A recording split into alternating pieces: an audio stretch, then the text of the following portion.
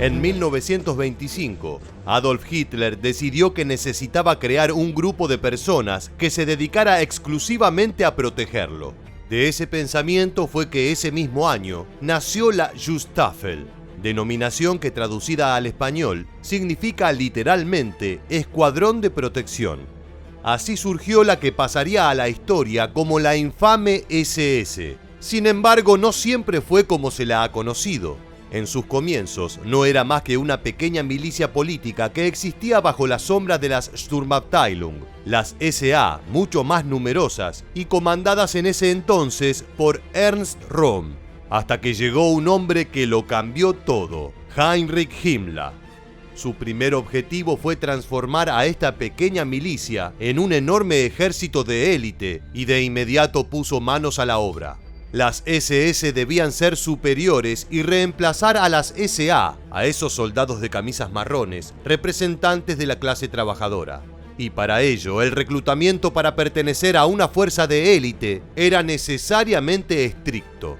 Pero ¿cuáles eran realmente los requisitos que se debían cumplir para poder ingresar a las filas de las SS? ¿Y qué tipo de entrenamiento realizaban sus miembros? Si quieres conocer la respuesta a estas preguntas, quédate con nosotros y acompáñanos a desandar los pasos de la fuerza de élite predilecta de Adolf Hitler. ¿Estás listo? Pues entonces prepárate para viajar en el tiempo. Oficialmente, para alistarse en las SS, los reclutas debían cumplir con el criterio del alemán perfecto de raza aria definido por el Führer. Debían tener entre 25 y 35 años, medir al menos 1,74 m, ser rubios de ojos claros y no poseer ningún defecto físico. Además, debían tener pruebas fehacientes de la pureza de su ascendencia aria desde el año 1750.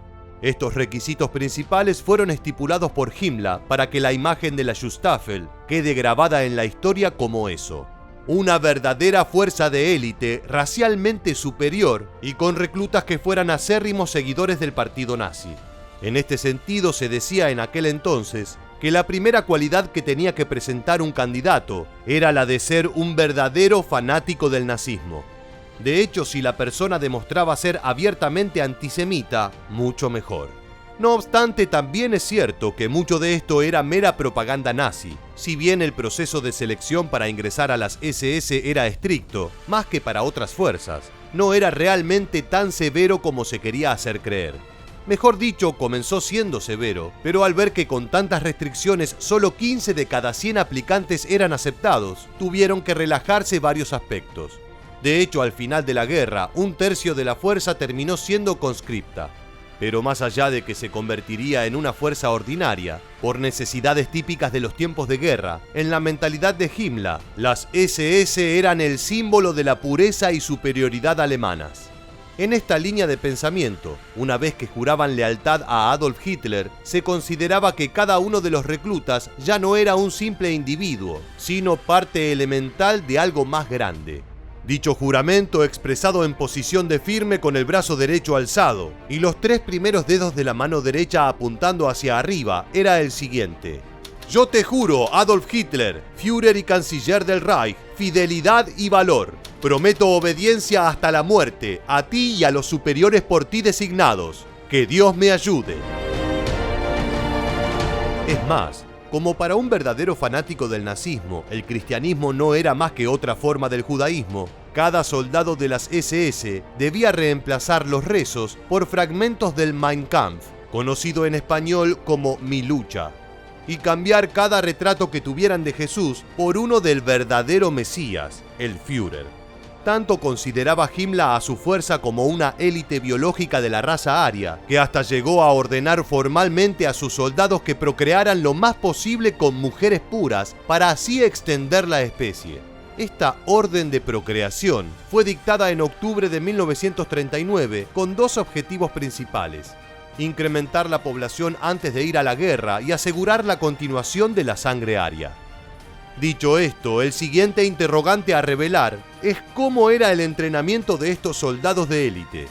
Como ya hemos mencionado, las SS pudieron considerarse realmente fuerzas especiales durante los primeros años de la Segunda Guerra Mundial, incluso equiparándose en calidad con los Rangers estadounidenses o con los comandos británicos.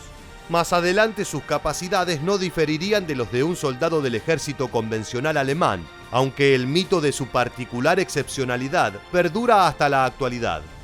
En lo que refiere al entrenamiento básico, de acuerdo a lo establecido en los manuales, era muy similar a los del GIA alemán. Se centraba en la lealtad, la disciplina y la obediencia, además de la necesaria formación en tácticas y armamento para la batalla.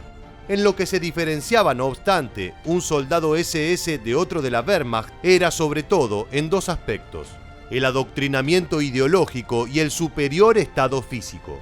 Dos factores que para Himmler eran claves. Tanto la mente como el cuerpo debían estar a plena disposición del Tercer Reich. Porque claro, un miembro de la Schutzstaffel tenía la responsabilidad de ser un futuro embajador del nuevo orden a donde quiera que fuese. Y por otra parte debía destacarse físicamente para ostentar su superioridad por pertenecer supuestamente a la élite de la raza aria. Con este fin, Himmler alentaba a sus tropas a practicar deporte como actividad fundamental. Entre ellos, los instaba a hacer boxeo, atletismo, juegos de pelota y hasta natación. Según un manual de la época, el deporte despierta la beligerancia, endurece la voluntad, promueve la autodisciplina y, por lo tanto, promueve el entrenamiento del SS al nivel de un luchador eficaz en el combate.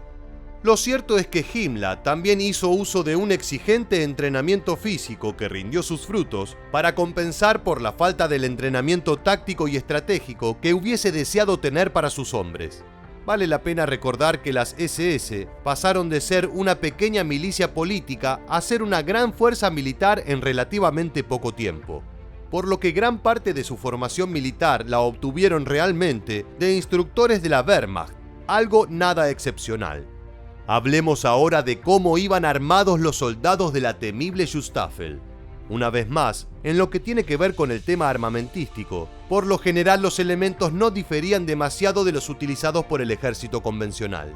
Esto es, las P8 Luga y Valta P38 como armas de mano, y el Mauser Kar-98K y Kar-43, MP-38 y MP-40 como fusiles y subfusiles más característicos.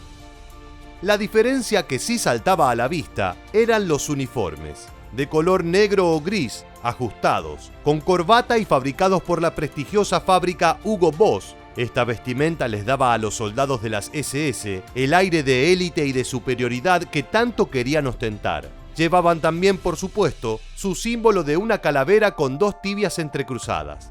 Las SS comenzaron su historia entre 1925 y 1929 con poco más de 250 personas.